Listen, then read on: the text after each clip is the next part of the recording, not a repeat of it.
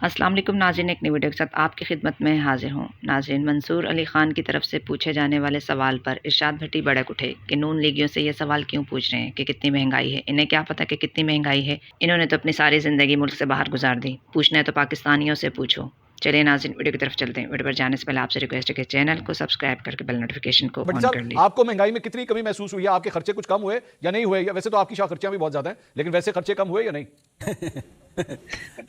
دیکھیں، جو مہنگائی پہ رائے دے رہے ہیں وہ انگلینڈ میں بیٹھے ہیں کوثر صاحب، اور جو جن سے آپ لے رہے ہیں ان کے خرچے جانے من ہفتے کے لیے ان 25 کروڑ کو بھی کوئی ہے ایسا ہفتہ کہ ایک ہفتے کے لیے ہم ان کو بھی لے چلیں، یعنی یہ بھی دیکھ لیں انگلینڈ، کوئی ہے ایسا چانس؟ اور جن سے پوچھ رہے ہیں منصور صاحب،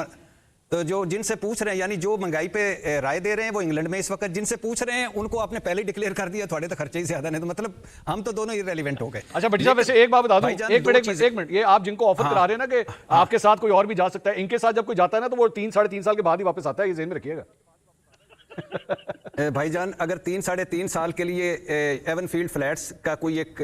کمرہ مل جائے جس کا کھڑکی ایون فیلڈ کی ہائیڈ پارک کی طرف کھلتی ہو، ساتھ شاہ رخ کا گھر ہو اور وہ بھی کبھی کبھی آ ہی جاتا ہوگا، تو میرا خیال ہے کہ کوئی عرض نہیں۔ پیچھے James Street, Bond Street, Oxford Street, تو کوئی بات نہیں بھائی جان۔ یار بھٹی صاحب، آپ کو تو سارے نام بھی آتے ہیں یار، بھٹی صاحب آپ کو تو نام بھی ساری اسٹریٹس کے آتے ہیں، میں تو حیران ہو گیا ہوں، آپ کو تو سارا کچھ پتا ہے۔ مجھے تو لگ رہا ہے آپ کا بھی ایک آدھا فلیٹ ہے وہاں پہ۔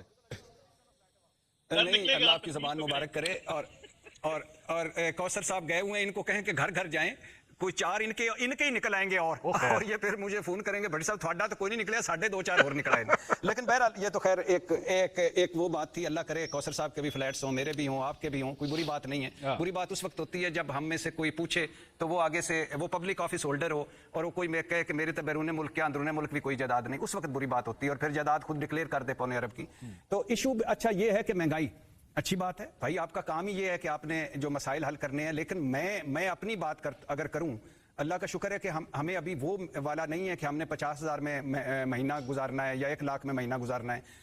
اللہ کا شکر ہے ہم پہ، لیکن اس کے باوجود میرا بجلی کا بل کم نہیں ہوا، اگر ہوا ہے تو یہ سردیوں کی وجہ سے ہوا ہوگا، اس کے باوجود گیس کا پرابلم ہوئی ہے، اس کے باوجود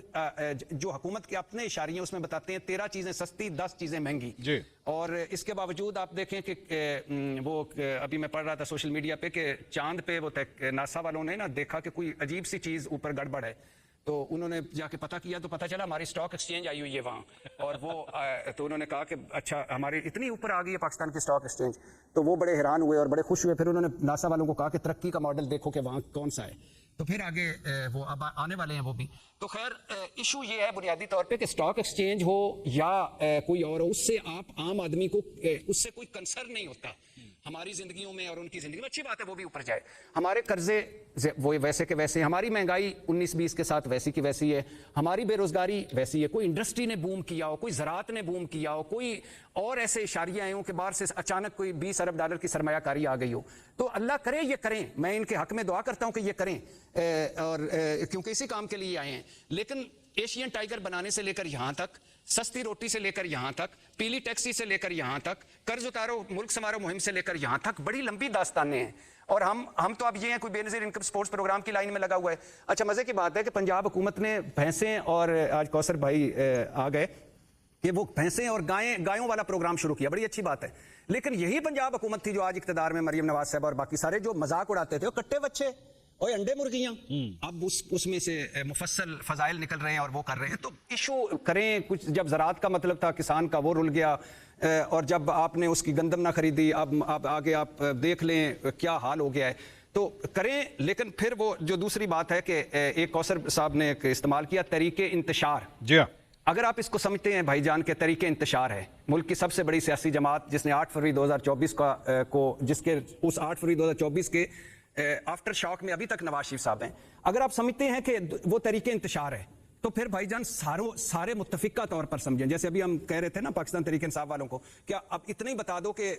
जो 26 नवंबर की रात को या दिन को कितने लोगों की डेथ हुई गोलियां लगने से, तो उनके अपने अपने फिगर्स हैं। अगर आप समझते हैं कि ये वाकई मुल्क दुश्मन है तो फिर मुत्तफिका तौर पर एक फैसला करें। फिर राना सना साहब ये ना कहा करें कि हम बातचीत करने के लिए तैयार हैं, फिर हुकूमत ये ना कहा करे कि ये तो बात ही एस्टेब्लिशमेंट से करना चाहते हैं, हमें तो सियासी फरीक ही नहीं मानते। फिर आप पक्का करें और इनको खत्म करें ताकि हम आगे बढ़े, मुल्क आगे तरक्की करे, फिर इससे आगे निकलें। और अगर आप समझते हैं कि इसके पीछे करोड़ों वोटर हैं, ये सारे ऐसे नहीं है, इसमें से बहुत सारे लोग ऐसे हैं जो मुल्क के लिए आगे जिन्होंने इस मुल्क के शहरी हैं और पाकिस्तान के शहरी हैं, तो फिर सारे मुत्तफिक होकर कोई बातचीत कर लें। और ये वक्त बदलता रहता है। कल हम इमरान खान साहब को कह रहे थे, जब वो कह रहे थे एसी उतारेंगे तो ये करेंगे, आर्टिकल 6 लगाओ, तो उस वक्त भी कह रहे थे, आज इनको कह रहे हैं, कल फिर उस तरफ होंगे, फिर इनको कहेंगे।